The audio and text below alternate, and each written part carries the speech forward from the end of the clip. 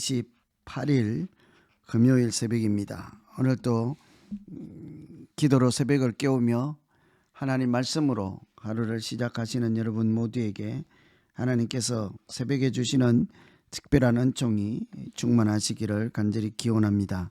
오늘 우리가 새벽에 기도하실 하나님 말씀은 요한복음 1장 43절부터 51절까지 말씀입니다. 하나님 말씀 봉독해 드리겠습니다. 이튿날 예수께서 갈릴리로 나가려 하시다가 빌립을 만나 이르시되 나를 따르라 하시니 빌립은 안드레와 베드로와 한 동네 벳세다 사람이라. 빌립이 나다나엘을 찾아 이르되 모세가 율법에 기록하였고 여러 선지자가 기록한 그 일을 우리가 만났으니 요셉의 아들 나사렛 예수니라. 나다나엘이 이르되 나사렛에서 무슨 선한 것이 날 수 있느냐. 빌립이 이르되 와서 보라 하니라. 예수께서 나다나엘이 자기에게 오는 것을 보시고 그를 가리켜 이르시되 보라, 이는 참으로 이스라엘 사람이라. 그 속에 간사한 것이 없도다. 나다나엘이 이르되 어떻게 나를 아시나이까. 예수께서 대답하여 이르시되 빌립이 너를 부르기 전에 내가 무화과 나무 아래에 있을 때 보았노라. 나다나엘이 대답하되 랍비여, 당신은 하나님의 아들이시요 당신은 이스라엘의 임금이로소이다. 예수께서 대답하여 이르시되 내가 너를 무화과 나무 아래에서 보았다 함으로 믿느냐. 이보다 더 큰 일을 보리라.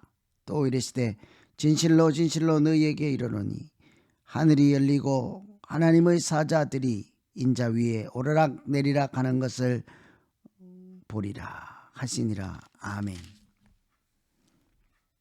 이 말씀은 제자들을 부르는 말씀 중에 한 부분이 있죠. 요한복음에서는 예수님을 먼저 만난 사람들이 가서 다른 친구들에게 복음을 전할 때, 전도를 할 때 그 말씀을 듣고 예수님께 나아옴으로 그들이 하나님을 영접하고 하나님의 자녀가 되는 그런 전도에 의한 예수님을 만나는 제자들이 많았습니다. 그런데 오늘 빌립을 부를 때에는 예수님께서 직접 부르시는 것을 볼 수가 있죠. 제자들은 전도에 의해서 말씀을 듣고 예수님께서 직접 부르심을 통해 다양한 방식으로 하나님을 만나게 되었습니다. 이런 것을 보면 먼저 예수님은 제자를 부르시는 예수님이다 하는 것을 알 수가 있죠. 43절에 예수님이 빌립을 보고 이르시되 나를 쫓으라 그렇게 말씀하셨습니다. 먼저 만난 사람들이 다른 사람에게 복음을 전하는 방식이 아니라 예수님께서 직접 빌립에게 나를 따르라 하심으로 빌립은 예수님으로부터 부르심을 받은 자였습니다. 제자라고 하는 것은 부름받은 사람이라 할 수 있겠죠. 예수님께서 나를 따르라, 사람을 낚는 어부가 되게 하리라 하고 그들을 부르실 때 하나님 앞에 나아오는 것은 단순한 제자로서 부르심 차원을 넘어 사실은 구원하시는 예수님의 은혜 아래 들어옴으로 인해서 하나님의 자녀로 구원받는 사건을 우리에게 보여주고 있습니다. 이처럼 예수님은 그들이 하나님을 영접하고 하나님의 자녀가 되는 권세를 가질 수 있도록 사람들을 초청하시고 부르시고 구원의 은혜를 베푸시는 분이심을 알 수가 있습니다. 이것이 사실은 예수님의 사역 중에 가장 중요한 내용이라 할 수 있겠죠. 기본적으로 예수님은 이 땅에 하나님이 세상을 사랑해서 아무도 멸망치 않도록 영생을 얻게 하시려고 이 땅에 오신 구원자이시기 때문이죠. 그래서 오늘 가장 먼저 우리가 기도할 것은 하나님 나를 불러주시고 하나님의 자녀로 살게 하시고 빛 가운데 거할 수 있게 불러주심을 참으로 감사를 드립니다. 단순히 내 이름을 불러주는 것을 넘어 구원을 베푸시는 하나님의 은혜가 나에게 임하게 하시고 그 결과 예수님의 부르심을 통해 구원받게 하신 은혜를 또한 감사를 드립니다. 이렇게 기도하면 좋겠습니다. 예수님은 기본적으로 사람을 부르시고 구원하시는 하나님의 아들이죠. 두 번째, 오늘 우리 같이 한번 생각해 볼 것은 중심을 보시는 예수님이라 할 수 있습니다. 빌립이 나다나엘을 찾아가서 예수님을 만났다 하는 소식을 전하였을 때 나다나엘이 이렇게 대답하였습니다. 나사렛에서 무슨 선한 것이 날 수 있느냐? 나사렛에서 선한 것이 날 수 없다는 거죠. 나사렛에서 오신 예수님이 메시아가 될 수 없다 하는 소리 아니겠습니까? 어쩌면 나다나엘은 예수님을 영접하지도 않고 비난할 수 있는 그런 사람임에도 불구하고 나다나엘을 향해서 예수님은 정반대의 반응을 보여주셨습니다. 나다나엘이 먼저 나사렛에서는 선한 것이 날 수 없다 하고 말하였으나 예수님은 정반대로 그렇게 이야기를 하죠. 이는 참으로 이스라엘 사람이라 그 속에 간사한 것이 없도다. 나다나엘은 예수님을 비난하고 멸시하는 말을 하였으나 예수님은 그런 나다나엘조차 이보다 더 위대한 사람이 없다 하고 칭찬 일색이었습니다.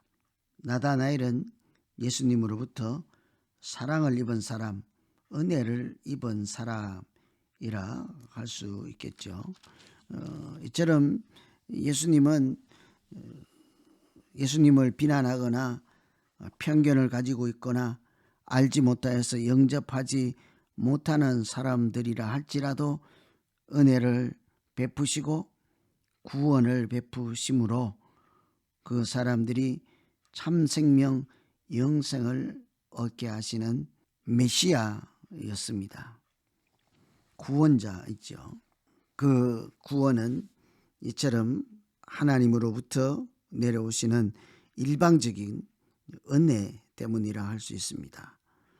우리가 아직 죄인 되었을 때 하나님이 우리를 사랑하시고 그 사랑을 확정하신 것처럼 나다나엘이 무슨 소리를 하든 예수님은 그에게 은혜를 베푸시고 구원의 은총을 허락하였습니다. 그 결과 나다나엘은 즉시로 하나님의 아들 되시는 예수님을 만나게 되었습니다. 그래서 오늘 두 번째 우리가 기도할 것은 겉으로 내가 무슨 말을 하고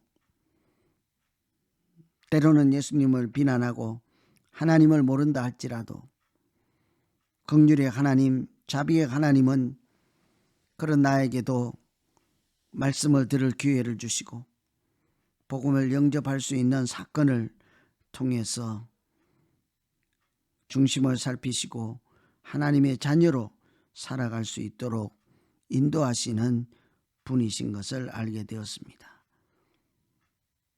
하나님 아버지, 아직 죄인 되었을 때, 아직 아무것도 잘 모를 때, 그때조차 그런 사람들을 위해서조차 하나님은 십자가의 독생자를 내어주시고 그를 믿는 자는 모두 구원받게 하신 은혜의 하나님이심을 알게 되었습니다.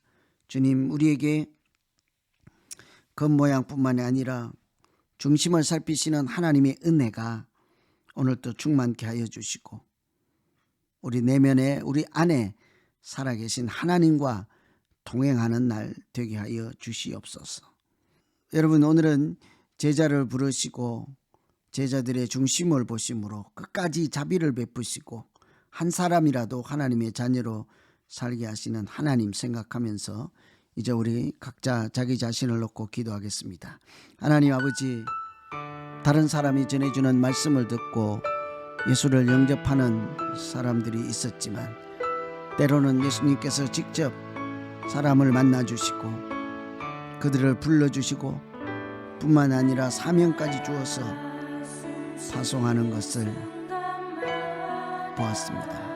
하나님 아버지, 제자를 부르시고 사랑하시는 하나님, 그 부른 자들에게 영생을 허락하시고 하나님의 자녀로 하늘에 속한 사람으로 살게 하시는 구원의 은총을 오늘 또 감사하며 복되게 살아가는 날 되게 하시고 우리의 연약함을 함께 눈여겨보시고 중심을 살피시는 예수님을 따라 이 땅에서 살아가는 우리의 삶이 편견에 사로잡힌 삶이 아니라 사랑으로 말씀으로 충만한 아름다운 인생을 살아가는 우리 모두 되게 하여 주시옵소서. 예수 그리스도 이름으로 기도하옵나이다. 아멘. 각자 계속해서 기도하시겠습니다.